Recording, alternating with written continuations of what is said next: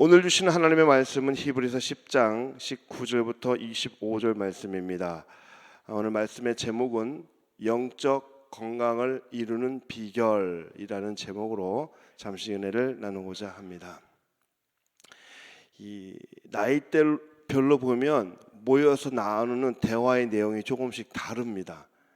보면 이 사춘기 아이들이 모이면 주로 하는 얘기가 이성에 관한 이야기입니다. 야, 너 쟤 어떻게 생각해? 사춘기 아이들은 그런 얘기를 많이 해요. 20대, 30대 아이들은 만나면 이 청년들은 맛집, 야 어디 가면 거기가 맛있더라. 그 다음에 여행, 내가 어디 놀러 갔다 왔더니 거기 참 좋더라. 여행 관한 이야기를 또 많이 하는 편이고요. 30대와 40대가 되면 직장생활 혹은 자녀에 대한 이야기가 주로 이야기의 대화 내용의 중심이 됩니다. 그러다가 이제 50대 이상이 되면 이제 다 똑같아요. 50대 이상이 되면 50대, 60대, 70대, 80대 다 똑같습니다. 건강에 대한 이야기입니다. 제가 시니어 사역을 이렇게 하고 있는데 어르신들도 가장 많이 하는 이야기가 건강 이야기입니다. 그러다 보니 저도 자연적으로 건강에 대한 관심이 아주 높아졌습니다. 여러분, 건강을 유지하기 위한 제일 좋은 방법이 뭘까요? 예방입니다. 예방. 아프기 전에 운동하고 아프기 전에 건강 검진도 잘 받고 자기 몸을 잘 관리해야 합니다. 그래서 이제 어른들이 하는 말씀이 있어요. 뭐라 그러냐면 건강은 건강할 때 지켜야 된다. 이런 말씀들을 많이 합니다. 여러분, 우리의 영적 건강도 마찬가지입니다. 영적 건강을 위해서는 영적 관리를 잘 해야 됩니다. 영적 건강을 위해서 저는 오늘 세 가지를 한번 살펴보고자 하는데요. 첫 번째, 참 마음과 온전한 믿음으로 하나님께 나가야 합니다. 우리 22절 말씀을 같이 읽어보도록 하겠습니다. 시작. 우리가 마음의 뿌림을 받아 악한 양심으로부터 벗어나고 몸은 맑은 물로 씻음을 받았으니 참 마음과 온전한 믿음으로 하나님께 나가자. 여러분, 여기서요 참 마음이라고 할 때 이 참 마음은 하나님 앞에서의 진실한 마음, 거리낌 없는 깨끗한 마음이라고 볼 수 있고요. 온전한 믿음이라고 할 때는 우리 주님께서 그리스도께서 나를 구원해 주셨다라는 확고한 믿음, 확실한 믿음을 의미합니다. 한마디로 이야기하면 우리가 영적 건강을 위해서는 날마다 구원의 확신을 가지고 깨끗한 믿음을, 깨끗한 마음을 가지고 하나님 앞에 설 때에 우리가 영적인 건강을 누릴 수 있다라는 겁니다. 여러분, 우리가 하나님 앞에 날마다 나갈 수 있는 것, 이것은 예수 그리스도의 거룩한 피 때문에, 예수 그리스도 때문에, 그로 인한 우리가 하나님 앞에 담대히 나갈 수 있는 겁니다. 이거는요 하나님의 은혜고요 하나님의 축복입니다. 여러분, 구약 시대를 생각해 보시면 대제사장이 있습니다. 이 대제사장은 1년에 한 번 지성소에 들어가게 됩니다. 지성소에 들어갈 때도 굉장히 두려움을 가지고 들어가요. 그 안에 들어가서 하나님을 만나야 되는데 굉장히 두려움 가운데 지성소 안에 들어갑니다. 왜냐하면 오죽하면 이 지성소 이 대제사장들이요 옆구리에다가 방울을 차고 들어가요. 그리고 허리에는 밧줄을 묶고 들어갑니다. 왜 그러냐면 지성소에 들어갔을 때 이 대제사장이 거룩하지 못하면 들어가서 죽어버려요. 그러면 아이고 죽었네 하고 누가 또 들어가면 그 사람도 죽어요. 그러니까는 그냥 지성소에서 대제사장이 왔다 갔다 할 때 딸랑딸랑딸랑딸랑 이 방울 소리가 들리는 거예요. 소리가 들면 아 살아있구나. 밖에서는 그렇게 생각하고 있다가 소리가 안 들리면 죽었구나. 그러면은 묶고 들어간 밧줄을 잡아당깁니다. 그래서 꺼내게 되죠. 지성소에 들어가서 하나님을 만나야 되는데 대제사장이 아니면, 그것도 거룩하지 않으면 누구도 감히 그 안에 들어갈 수 없다라는 거예요. 누구도 감히 지성소에 들어가서 하나님을 만날 수 없습니다. 하나님 앞에 설 수 없었습니다. 여러분, 그런데 2019년을 사는 우리는 어떻습니까? 여러분이나 저나 누구든지 예수의 이름을 가진 사람은 아무 두려움 없이 언제든지 하나님 앞에 나갈 수 있습니다. 왜 그럴까요?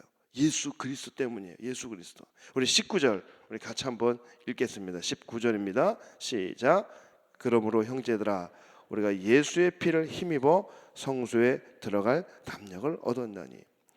예수 그리스도의 보혈의 피, 예수 그리스도께서 나의 죄를 위해서 십자가에 달려 친히 죽으셨기 때문에 그 속죄의 피 때문에 우리가 하나님 앞에 담대히 나갈 수가 있게 된 겁니다. 예수님이 나의 형벌을 대신 감당해 주셨기 때문에 우리가 하나님 앞에 담대히 나갈 수 있는 겁니다. 여러분, 오늘 이 새벽에 우리가 앉아서 예배할 수 있고 기도할 수 있고 찬송할 수 있는 것, 그것은 바로 예수 그리스도의 거룩한 은혜 때문입니다. 여러분, 내가 지금 이 앉아서 예배 드리는 게요, 축복이다. 우리가 생각하는 그 정도의 축복이 아닙니다. 상상할 수 없는 축복이고요, 상상할 수 없는 하나님의 은혜입니다. 여러분, 참 믿음과 온전한 믿음을 가진 자에게 주는 특권이 바로 하나님 앞에 설 수 있는 거예요. 놀라운 이 특권, 여러분, 하나님 앞에 서는 이 놀라운 특권 평생토록 누릴 수 있기를 주의 이름으로 축복합니다. 두 번째, 영적 건강을 위해서는 소망과 사랑을 굳게 붙잡아야 됩니다. 23절 보면 우리가 믿는 도리의 소망이라고 나오는데요, 영어 성경에 보니까 The confession of our hope without wavering 이라고 나옵니다. 다시 말해서 우리에게 흔들림 없는, 나에게 있는 그 믿음을 흔들림 없는 그 소망으로서 고백하라는 겁니다. 여러분, 우리의 소망은요, 하나님의 나라가 이루어지고 하나님께서 우리의 삶 속에서 이루실 그 놀라운 일들을 기대하고 바라는 겁니다. 여러분, 소망이 없으면요, 절망 속에 빠질 수밖에 없고요, 소망이 없으면 우리는 좌절 속에 병 들어갈 수밖에 없습니다. 소망이 없으면 우리의 삶에 위기가 찾아오고 어려움이 찾아오면 우리는 흔들릴 수밖에 없습니다. 여러분, 소망이 없으면 당장 눈앞에 보이는 현실 앞에서 우리는 나약하게 흔들릴 수밖에 없는 그런 존재들입니다. 여러분은 이 아침에 하나님 앞에서 어떤 소망을 가지고 계십니까? 여러분, 우리의 소원은 단순히 이 땅에서 잘 먹는데 있지 않습니다. 우리의 소원은 그저 꿈꾸는 것이 이루어지고 성공적인 인생을 사는 것에 우리의 소망을 두지 않습니다. 우리의 소망은 하나님의 약속과 하나님의 나라를 바라보는 겁니다. 오늘 이 새벽에 우리의 믿는 도리의 소망을 굳게 붙잡고 살아갈 수 있는 저와 여러분이 되기를 바랍니다. 여러분, 우리의 영적 건강을 위해서는 소망뿐만 아니라 사랑도 굳게 붙잡아야 됩니다.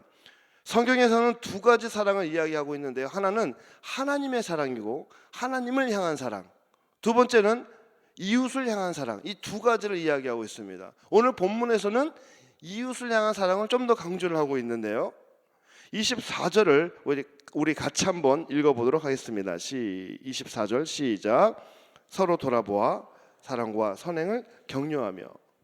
서로 돌아보라, 이 말은 뭐냐면요, 서로를 주의 깊게 살펴보라는 얘기예요. 서로 주의 깊게. 제가 시니어를 하잖아요. 그래서 지난번에 신방을 하면서 야, 나도 나이 들면 시니어 아파트에 살아야지, 이런 마음이 드는 거예요. 왜 그러냐면, 여러분, 이 어르신이 되면 나이가 들면 들수록, 그러니까 나이가, 제가 보니까 한 75세까지는 청년처럼 살아요. 대부분이 75세인데도. 근데 80이 넘어가면 우리 어르신들이 많이 약해지세요. 이제 나이가 한 살, 두 살 더 먹어갈수록 이제 사실 교회 오는 것조차도 쉽지 않은 상황이 벌어집니다. 그래서 시니어 아파트에 사는데 몸이 자주 아프잖아요, 어른이 되면. 그러면은 자녀들을 향해서 야, 큰딸아, 큰아들아, 내가 어디가 아프다, 여기가 아프다, 저기가 아프다, 이것도 하루 이틀이지. 매일 전화해가지고 나 여기 아파, 이번 주는 감기 걸렸어, 다음 주는 뭐 걸릴 것 같아, 말을 못해요. 왜 그러세요? 그랬더니 어르신들하는 얘기가 미안해서. 자식들한테 미안해서 말을 못 하겠대요. 그래서 신방 갔더니 이분이 3주째 감기가 걸려고 누워 계신 거예요. 근데 자식들한테는 얘기도 안 하는 거예요. 미안해서 말을 못 하겠대요.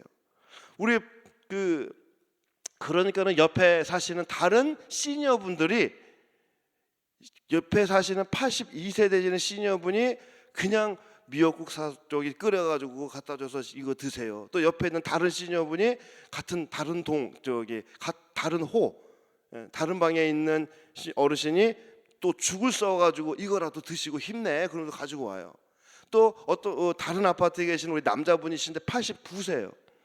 89세인데 그냥 누워 계세요. 지금 거의 1년 가까이 누워 계세요.